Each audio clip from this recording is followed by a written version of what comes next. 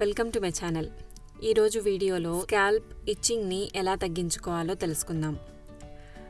తలలో దురద అనేక రకాల రీజన్స్ వల్ల వస్తుంది. ఇందులో మెయిన్గా స్కాల్ప్ ఇన్ఫెక్షన్, బ్యాక్టీరియల్ ఇన్ఫెక్షన్, పేలు, డాండ్రఫ్ వంటి సమస్యల వల్ల వస్తుంది. మరి కొంతమందిలో చలికాలంలో వచ్చే పొడిగాలుల వల్ల స్కాల్ప్ డ్రైగా తయారయ్యి డాండ్రఫ్ ఎక్కువగా ప్రొడ్యూస్ అయ్యి దురద వంటి సమస్యలతో ఇబ్బంది పడుతూ ఉంటారు.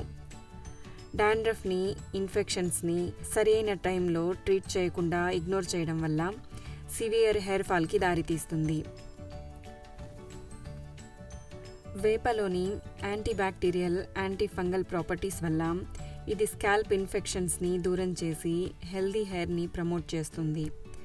అంతేకాకుండా ఇది డాండ్రఫ్ని తగ్గించి పేలను దూరం చేయడంలోనూ ఎఫెక్టివ్గా పనిచేస్తుంది.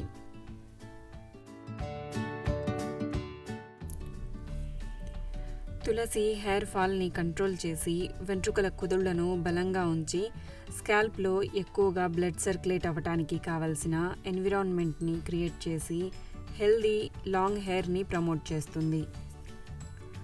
ఆయిల్ని ప్రిపేర్ చేయడానికి ముందుగా 10 నుంచి 15 వేపాకులను తీసుకోవాలి.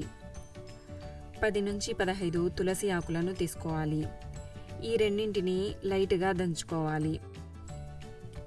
వీటిని మరీ మెత్తగా దంచకుండా లైట్గా క్రష్ చేసుకుంటే సరిపోతుంది.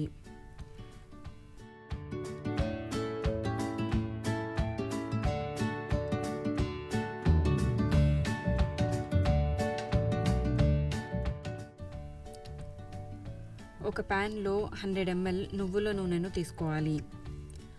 నువ్వుల నూనెకు బదులుగా మీరు మీ హెయిర్కి సూట్ అయ్యే విధంగా బాదాం ఆయిల్, ఆలివ్ ఆయిల్, కోకోనట్ ఆయిల్ని కూడా యూస్ చేయవచ్చు.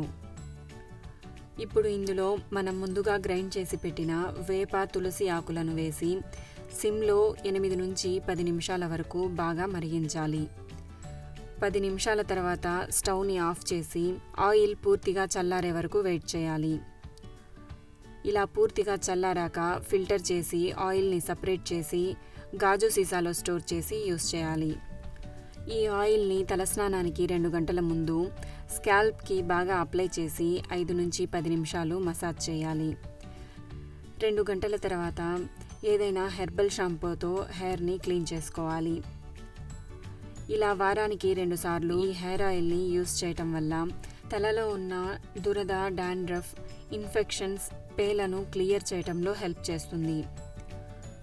మీకు అందుబాటులో పచ్చి తులసి ఆకులు, వేప ఆకులు లేనట్లయితే డ్రై పౌడర్స్ని కూడా యూస్ చేయవచ్చు. ఈ వీడియో మీకు నచ్చినట్లయితే లైక్ చేయండి, షేర్ చేయండి, సబ్స్క్రైబ్ చేయండి.